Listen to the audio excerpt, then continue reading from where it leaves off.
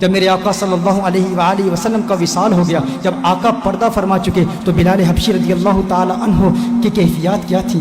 سیدنا بلال حبشی رضی اللہ تعالی عنہ کو جب میرے آقا صلی اللہ علیہ وآلہ وسلم کی جدائی کا درد اس قدر ہوا کہ جب مدینہ المنورہ کی گلیوں میں چلتے، ہر طرف میرے آقا صلی اللہ علیہ وآلہ وسلم کے چہرے والضحیٰ کو تلاش کرتے تھے، آقا کے حسن کے متلاشی تھے کہ کسی طرح آقا صلی اللہ علیہ وسلم کا حسین چہرہ میری نگاہوں کے سامنے آ جائے۔ رسالت مآب صلی اللہ علیہ وآلہ وسلم کے بارے میں دیگر صحابہ کرام علیہ رضوان سے بلال حبشی رضی اللہ تعالیٰ عنہ یہ سوال کیا کرتے تھے کہ کیا تم نے میرے محبوب کو کہیں دیکھا ہے؟ کیا تم نے میرے آقا کو کہیں دیکھا ہے؟ آقا صلی اللہ علیہ وسلم پردہ فرما چکے ہیں، میرے آقا صلی اللہ علیہ وسلم اس دنیا سے جا چکے ہیں، اور سیدنا بلال رضی اللہ تعالیٰ عنہ آقا صلی اللہ علیہ وسلم کے بارے میں صحابہ سے پوچھ رہے ہیں، طیبہ کی گلیوں میں سوال کر رہے ہیں، بتاؤ میرا محبوب کہیں دیکھا ہے؟ اور پھر وہ وقت بھی آتا ہے جب بلال حبشی رضی اللہ تعالیٰ عنہ مدینہ المنورہ کو چھوڑ کر ملک شام کے شہر حلب میں تشریف لے جاتے ہیں، کیونکہ طیبہ میں آقا کی یاد آتی ہے، طیبہ کی گلیاں آقا کی یاد دلاتی ہیں بلال حبشی رضی اللہ تعالیٰ عنہ کو۔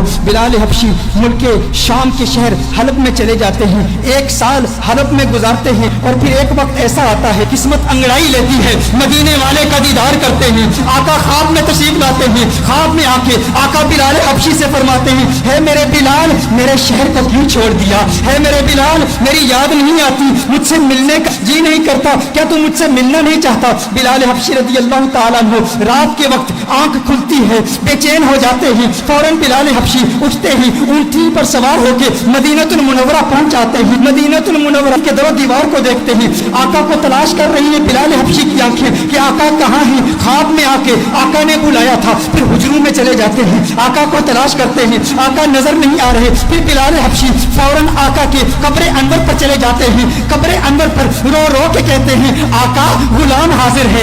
اس کے فوراً بعد ایک کیفیت طاری ہوتی ہے، ایسی وجدانی کیفیت طاری ہوتی ہے کہ بلال حبشی بے ہوش ہو کر گر پڑتے ہیں۔ بہت دیر کے بعد صحابہ کرام علیہم رضوان بلال حبشی کو اٹھا کر باہر لے جاتے ہیں، جب باہر لے جاتے ہیں بلال حبشی آنکھ کھولتے ہیں، اس وقت مدینہ المنورہ کی گلیوں میں ہر طرف شورا ہے، ہر طرف ایک ہی شور ہے، سنا ہے بلال حبشی لوٹ کے آ گئے ہیں، سنا ہے آقا کا غلام لوٹ کے آ گیا ہے۔ چشمے تصور سے تخیل باندھیے ان گھڑیوں کا کہ جب مدینے کے باسیوں نے بلال حبشی کی اذانیں سنی تھی، آقا کی موجودگی میں سنی تھی، ہر طرف ایک ہی چرچا ہے بلال حبشی آ گئے ہیں۔ اب لوگ چاہتے ہیں بلال حبشی کی زیارت کریں کہ آقا کے جانے کے بعد، آقا کے پردہ فرمانے کے بعد، آقا کی جدائی کے بعد بلال حبشی کو کسی نے دیکھا نہیں تھا، 1 سال کے بعد بلال حبشی واپس آئے، اب ہر شخص آتا ہے مسجد نبوی شریف میں بلال حبشی کا دیدار کرتا ہے، اور پھر صحابہ عرض کرتے ہیں ہے بلال ذرا اپنی آواز تو سنا دیں۔ میرے بھائیو، جب انسان کو کسی سے پیار ہوتا ہے،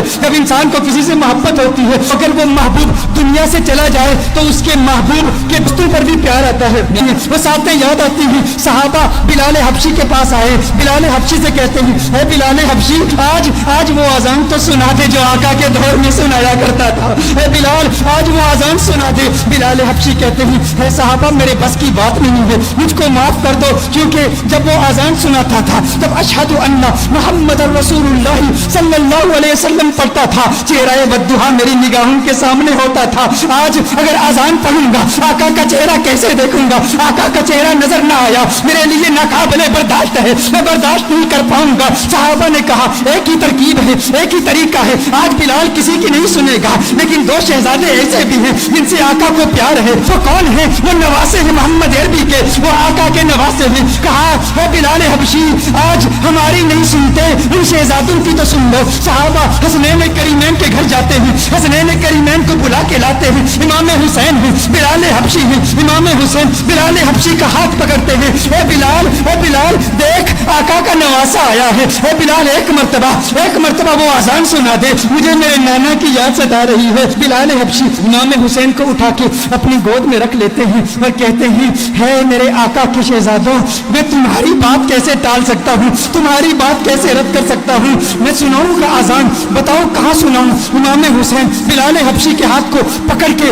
فوراً مسجد میں لے جاتے ہیں، کہا اس مسجد کی چھت پہ کھڑے ہو کے اذان سناؤ۔ اب بلال حبشی اذان پڑھتے ہیں، میں طیبہ کی گلیوں میں بلال حبشی کی وہ آواز گونجتی ہے، اللہ اکبر اللہ اکبر اللہ اکبر اللہ اکبر، اشہد ان لا الہ الا اللہ اشہد ان لا الہ الا اللہ۔ مدینہ المنورہ کے بازاروں میں بلال حبشی کی آواز جب گونجتی ہے تو طیبہ کے مکین بچے، بزرگ، نوجوان، مرد، عورتیں سب کمروں سے باہر نکل آتے ہیں۔ یہ آواز ہمارے لیے آقا کی یاد تازہ کر رہی ہے۔ دیکھتے ہیں کہ بلال حبشی آ گئے تو ننھے بچے بھی اپنی ماں سے پوچھتے ہیں آقا کے مؤذن تو آگے، آقا کب آئیں گے؟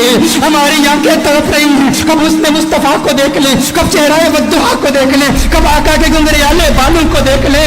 ارے آقا کی سنگت میں چلنے والا غلام تو آ گیا، آقا کب آئیں گے؟ ادھر بلال حبشی اذان پڑھ رہے ہیں، اشہد ان لا الہ الا اللہ کے بعد جب بلال حبشی اشہد ان محمد رسول اللہ پڑھتے ہیں، دیکھتے ہیں چہرہ والضحیٰ نظر نہیں آیا، بلال بے ہوش ہو کے گر پڑتے ہیں۔